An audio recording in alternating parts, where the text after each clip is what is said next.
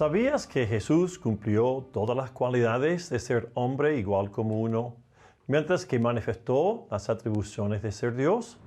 Hola, soy David Rogers, seguidor de Jesucristo y profesor de la apologética cristiana. Gracias por visitar el canal Defensores de la Verdad. Si buscas la verdad fundada en los hechos reales, te invito a suscribirte a este canal y marcar todas las notificaciones. Así nos ayudarás a que la verdad corra libremente por el mundo de habla hispana. La identidad de Jesús de Nazaret ha sido nuestro tema en los últimos 2 videos previos a este.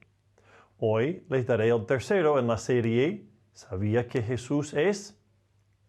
En este video propongo verdades sobre la deidad de Cristo. Hay un reclamo común de personas que dicen tener nuevas evidencias sobre la identidad de la persona de Jesús. Hoy pondré a prueba uno de ellos.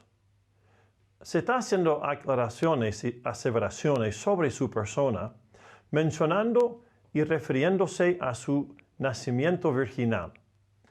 Las enseñanzas sobre Jesús y que Él fuese concebido por obra del Espíritu Santo en el vientre de María, según algunos hoy, surgió como resultado de la iglesia antigua, quien fabricó una imagen sobrenatural de Jesús. Según algunos, no fue hasta después del concilio de Nicea que este concepto de la concepción milagrosa se haya enseñado.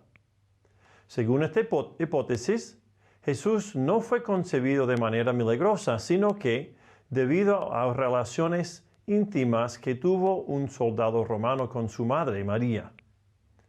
Dicen que esta postura resulta posible por lo típico de la cultura y el gobierno romano, el cual se impuso sobre las leyendas y las creencias de los pueblos dominados, es decir, sobre Israel. Quienes proponen estas teorías suelen referirse a la práctica común de una nación ocupante, la cual intentaba borrar la identidad de un pueblo por medio de matrimonio mixto, y inclusive mencionan los ejemplos en el Antiguo Testamento como el libro de Nehemías. Pero, ¿hay hechos que avalen esta teoría? Al igual que las típicas teorías rezagadas del escepticismo moderno, esta teoría, que María fue impregnada por un soldado romano, carece de sustento histórico. Y, es más, va en contra de lo revelado en la Biblia. Uno de los primeros autores que promovió esta teoría fue James Tabor. Este autor interpreta los datos de la cultura antigua a través de sus suposiciones modernas. Si bien es cierto que el ejército romano estaba posicionado en Jerusalén, es poco probable que habían soldados en la aldea donde vivía María, es decir, Nazaret. Segundo, esta teoría fue propuesta originalmente por un teólogo alemán, Adolfo Deissmann. Deissmann basaba su historia pintoresca en la leyenda de un rabí de nombre Eliezer ben Hyrcanus, quien cita un solo texto del siglo II que menciona a un tal Jesús, hijo de Pantera. Ya ves que la historia se pone intrigante. Siguiendo con la historia nos damos cuenta que sin embargo falta de evidencia firme. Y lo digo por las siguientes razones. Primero, los textos que mencionan este nombre tienen fechas de más de 100 años después de los evangelios.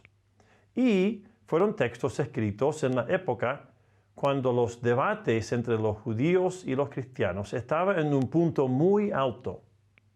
Los rabinos judíos defendían la integridad de su nación contra las acusaciones de ciertos autores cristianos, quienes culpaban a Israel por la muerte de Jesús.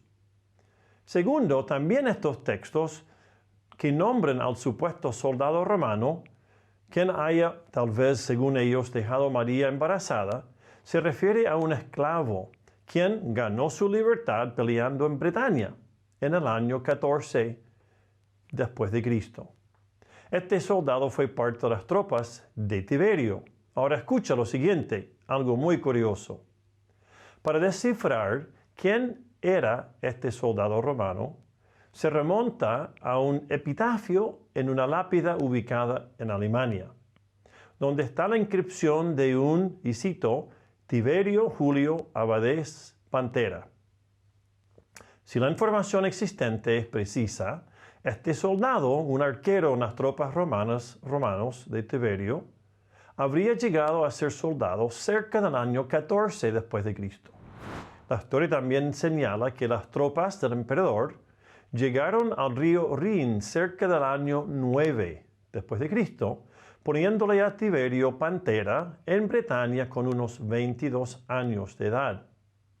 Entonces el soldado en consideración no coincide con las fechas de cuando María habría quedado embarazada, la cual tuvo lugar entre los años 6 y 1 antes de Cristo. Ella quedó entonces embarazada 10 años antes que Pantera estuvo enrolado en el ejército. Vale decir, las fechas están erradas por al menos una década. Por lo tanto, los hechos de la antigüedad no se deben aceptar a priori en contra de la Biblia. La historia extrabíblica ilumina hechos del pasado si es que se interpretan sin la emoción de un prejuicio previo establecido en contra de la verdad.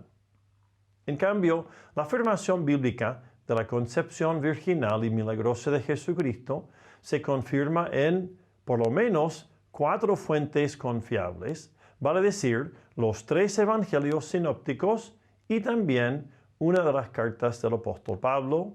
Es más, también Lucas, quien escribió el evangelio que lleva su nombre, también le llama a María la madre de Jesús en Hechos 1:14. Más adelante vemos que los apóstoles básicamente ni siquiera consideran a María en la historia de la iglesia. Por lo cual, vemos que los hechos de peso se encuentran en los evangelios, y estos a su vez hacen ver cómo fue el nacimiento de Jesús. Todo este concepto está basado en las profecías del Antiguo Testamento. Este hecho, aunque un milagro, tiene que ser entendido a la luz del poder y la intervención divina en la vida de María. Fue Dios quien procuró que ella, siendo virgen, trajera el Mesías prometido al mundo. Cuando consideramos teorías falsas sobre la concepción de Jesús, nos permite más bien resaltar la enseñanza verdadera de lo que se llama la encarnación de Jesucristo. La encarnación de Dios, Dios Hijo, en carne, es como un lecho rocoso en la fe cristiana. Si no hay encarnación, no hay Dios. Y si no hay Dios hombre, no tiene sentido que Cristo muera en la cruz por los delitos de la raza humana.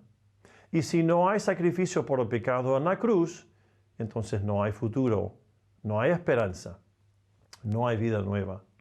Ahora, ¿cuál es la evidencia bíblica con respecto a la deidad de Cristo? Aquí el peso del argumento de la concepción virginal de Jesús se basa en las profecías dadas al pueblo israelita. Tenemos el pacto de Dios con el rey David, quien le habló a David de un descendiente quien gobernará en su trono de manera perpetua según 2 de Samuel 7. Además, tenemos la afirmación por más de un profeta e historiador judío, tales como Isaías y otros, de que este Mesías prometido era Dios con nosotros. Esta es una verdad que se encuentra en el corazón de la misma enseñanza bíblica. Pero no es solamente una profecía, es también una verdad cumplida, la cual se confirma en otras citas bíblicas. Si vamos a mirar a las profecías, podemos considerar el hecho que durante casi 1000 años en la palabra de Dios hay mención de un prometido redentor, salvador o Mesías. Según el historiador y experto bíblico Harold Wilmington en su libro El auxiliar bíblico portavoz, llegan a haber cerca de 300 profecías que mencionan al Mesías. Otro autor, también un apologista y experto en las profecías bíblicas, detalla al menos 61 profecías cumplidas por el Mesías. Ese es el famoso Josh McDowell en su libro Más que un carpintero. Pero yendo a un caso aún más conservador, podemos considerar tan solo 8 profecías que se cumplieron en la persona de Jesucristo para efectos de una evaluación matemática sobre esto. Según un matemático de nombre Stone, él calculó con la ayuda de otros profesores en su universidad las probabilidades de que se pudieran cumplir tan solo 8 profecías bíblicas en una misma persona. Cuando se consideran los factores relacionados, hay una probabilidad de 1 en 10 levantado al poder de 17 que se puede cumplir solamente 8 profecías en una persona. Es decir, las probabilidades de que las cumpla cualquier hombre que haya vivido entre el momento que se escribieron las profecías, a más tardar 400 años antes de Cristo, y el día de hoy, es de 1 en 100 billones. En otras palabras, Jesucristo, quien cumplió no 8, sino más de 60 profecías, comprueba que Él es el Mesías. Jesús reúne de manera contundente e innegable las condiciones para demostrar que Él es el Cristo. Él es el prometido Mesías. Brevemente te comento de las mismas Escrituras las otras evidencias que encontramos dichas en las mismas palabras de Jesús. Déjeme mencionarte solamente un par de ejemplos. Jesús dijo ser el Señor, el eterno yo soy, según Juan 8:58. Él también dijo ser igual a Dios, el Dios todopoderoso, según Juan 5:18. Jesús dijo ser el Mesías, el enviado a Israel, en varias ocasiones, al menos las que vemos en Marcos 14 y otros textos.